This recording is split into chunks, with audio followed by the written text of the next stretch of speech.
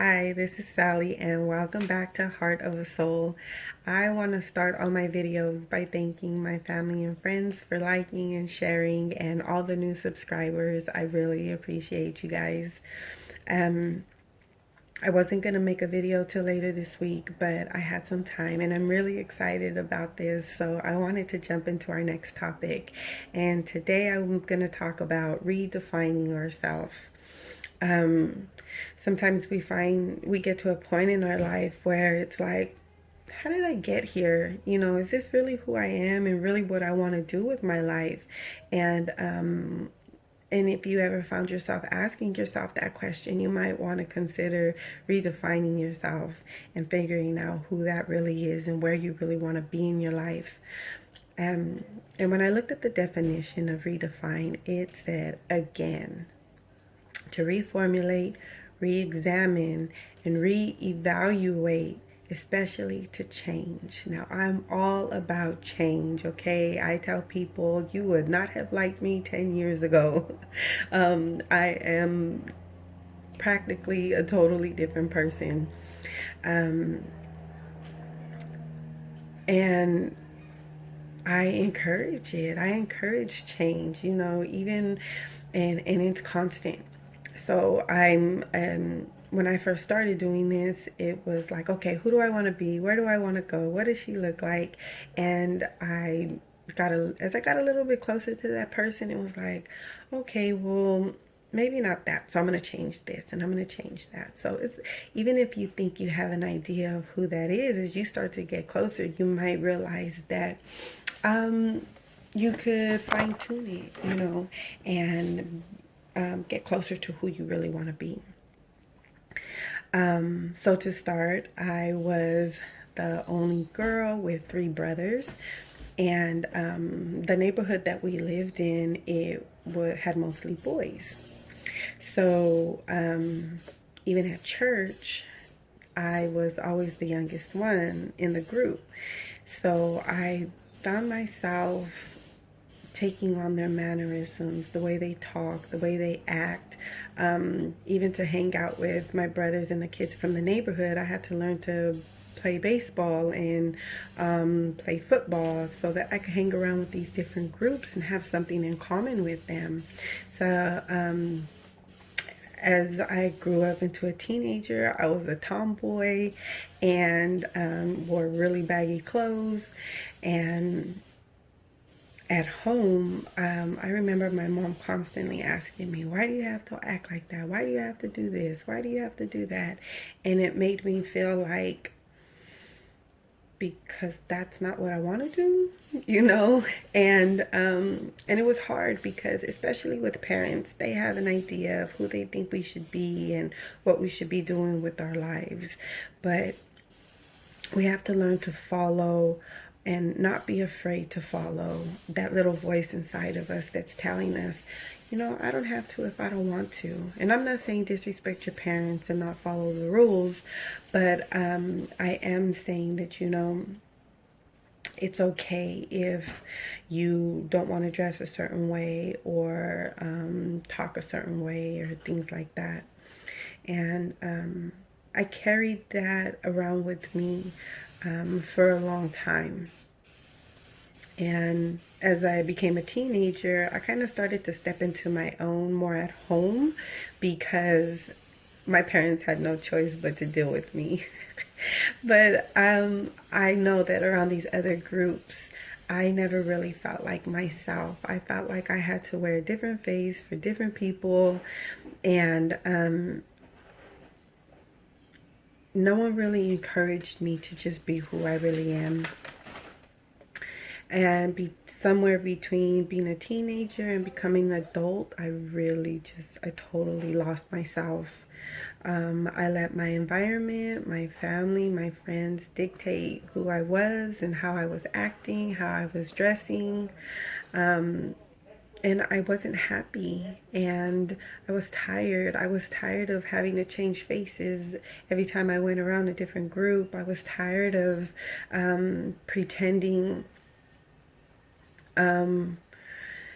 that I was happy about it, and I was tired of not being able to just be me, whoever that was. When I came to the huge turning point in my life and started to become more aware of my surroundings and that I did have control of them, I took it as an opportunity to become who I was going to be. You know, start to do things that made me happy, dress how I wanted to dress, and talk how I wanted to talk. And, but what did that really look like? Who was that person? And I had just had my baby, my fourth baby, and I knew that he was going to be the last one. And I knew that I was going to have to return to work, but I didn't want just any job. I wanted a career. I wanted to do something that I enjoyed, because I remember somebody saying that if you enjoy what you do, it doesn't feel like work. And to me, that meant, you know, you had a good day, you weren't stressful when you came home, and I was going to have energy for my kids. And I like that idea. I like the way that made me feel just thinking about it. And so when I started to think about what career would best fit me, I thought about, okay, I did administration for 5 years and I knew I didn't want to go back to that. After I had my daughter, I spent $12,000 in student loans to figure out that medical assisting was not for me. I got my certificate, I did my internship hours, but I never actually worked a day in medical assisting. It just wasn't for me. I didn't have the heart for it. I wasn't happy. I was on my feet all day. I was tired. And it was in 2009, and if people were losing their jobs, and I tried to play it safe by thinking that, you know, I'd get a job in medical assisting, because if anything, medical was going to be the last to go. But I couldn't go back to that either. So I gave it some thought, and I fell back on my art. It had been with me since I was a kid, and I really enjoyed it. And sometimes when we start to redefine ourselves, we might want to go back to the beginning. And what did we enjoy as a kid? You know, did we enjoy sports? Did we enjoy art? Did we enjoy music? Did we enjoy numbers? Maybe you could be an accountant, you know, whatever it was. Sometimes we got to go back to the beginning. And that's what I did. But I knew that I didn't want to be a graphic designer or anything like that. And it came to me to be an interior designer. I had the colors, I had the textures, I had the visuals, because I'm a very visual person. I could see how things could, you know, look in my head. I could figure it out. So I started going to school, and I fucking loved it. It was great. It's a constantly evolving industry, so I knew that I was always going to be learning. It requires a lot of attention to detail, and I like that, because if it's not challenging and it's too easy, I get bored easy. So I decided on kitchen and bath, because those are my two favorite rooms. I love cooking big meals for my family and then hiding in the bathroom from them. I soon learned that I would have to interact with, you know, high-end clients that I had $100,000 to spend on their kitchen. And I realized that the mean mug that I mentioned in my first video, that it wasn't gonna cut it. Like, that wasn't a money-making face. So I knew it had to go. And I just so happened around that time, I read an article about a mother who was a bully to her children. And it made me realize that I was a bully to my children, you know, constantly rushing them to eat, constantly rushing them to get in the car, constantly rushing them to, you know, put their shoes on. And I looked through the eyes of my child, and to a 3-year-old, I could see how that looked like a bully, you know. rushing them and making them go to the room, and so I had to redefine. I realized I had to redefine myself as a mother as well, and especially to be the successful woman that I wanted to be. And as a mother, I started giving more time for them to put their shoes on, eat their food, get in the car, because I also realized that they don't know what I know. They haven't had years and years of practice putting their shoes on, and years of practice of getting in the car. So I started giving them more time, and that helped me with my organizational skills and my scheduling skills, so that I would get out of the house on time. And in turn, it made me better at my career, which requires a lot of deadlines. And so I started, like, again, in my own environment, started to make those changes, and was able to apply them into my job. But I knew I needed a lot of work, right? So I had to ask myself, what did I look like as a designer? What was I wearing? How was I talking? What tone of voice was I using? What kind of car was I driving? And I still started to really envision this person, like, who do I really want to be? And so I started dressing different. I started talking different, and I started imagining myself talking to high-end clients, corporate managers, housewives who was married to these people that were ready to spend dough on their kitchens, right? And I loved that feeling. It was a great feeling. I saw myself as that woman, and coming home to my children and just feeling accomplished on a day-to-day basis. And I started to imagine all these things, coming to a nice home and to my children. And I started to imagine these things as I sat in our one-bedroom apartment. But I was redefining myself. That was me redefining myself. And so I started to stand a little taller. Started changing my vocabulary again, started changing the tone in my voice, and just practicing being that woman just a little bit every day. So far, the only thing I'm missing is the home, but I'll get there. And like Jenna Kutcher said, this is my messy middle. I didn't want to wait to the end when it's like, oh, I got all these things, my fabulous life, blah, blah, blah, because we all have real lives, right? We really get up and go to work. We really take care of our kids, and it's dirty. It's messy. I tell people I'm a hot mess, and because I still have a lot of work to do, and it to me, it feels like chaos. But I know some people say I look like, I got it together, but it's because I put in the time and effort to, have schedules and to be organized, because it really helps on a day-to-day basis when things are just where they need to be. But I also took the time to go within and ask myself, what makes me happy? How do I want to live my life?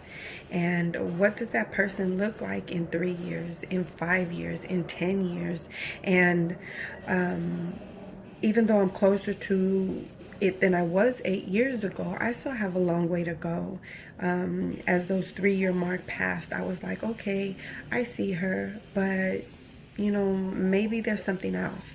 And so I redefined myself a couple of times along the way. And even who I think I see myself in another 3 years, as I get closer to her, I might realize that might not really be who I am. And I might, again, reevaluate and re-examine, because you always want to change. So it's not just a one-time thing. We should constantly be redefining ourselves, looking for our better selves. And it's such an exhilarating feeling to know that I don't have to play the hand that I was dealt. just because I grew up in the neighborhood and was exposed to some gang violence and drugs and abuse, that didn't mean I had to stay. Doesn't mean that I had to be that person. And even having my son at a young age, because I was able to get to where I am and send my son to college, I tell people I am no longer a statistic. I am no longer a teenage girl that had a young son. You know, I defied those odds. And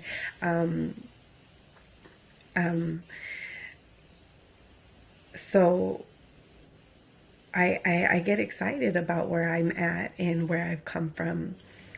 So if you know in your heart and in your soul that where you are and what you're doing isn't really making you happy, I really encourage you to start asking yourself who you really are and what really does make you happy. And then start to try to create that life for yourself. And when you start to open your heart and open your eyes to the world around you, you'll start to experience that, you know, you do have control of it. And you'll start to go in the direction that your heart really wants to go in. But don't ever get comfortable just because you're in a good place. Always want more. Always want to heal and grow and thrive. Don't lose sight of who you really are, because we're the ones that have to live with ourselves, you know. And I've talked to people that they got the house and they got the career and their kids are taken care of, but they're still missing something. It still doesn't sit right with them. And so even if you got all these things going for yourself and you find yourself feeling that way, you might want to redefine yourself again and ask yourself what makes you happy. If you enjoy singing, start singing again. If you enjoy art, start doing art again, even if it's like an hour a week. If you find something that you're just passionate about, and start feeding your soul with it just a little bit at a time. And once you start feeding your soul, you're going to want more, and you're going to want more, and you're going to find time to get those things done. And it's going to feel great. It really will. So let's find out what that is and who we truly are at our core. Check in with yourself constantly to see, you know, okay, this is the last couple of steps that I made. Am I comfortable with it? And does it feel like I'm going in the right direction? And we don't have to have it all figured out at once. It'll come to us. So again, I encourage you guys to, you know, start to make that change and start to really ask yourself who you are, and don't be afraid to redefine yourself. I hope you enjoyed this topic, and please like, subscribe, and share, and I will see you on the next video.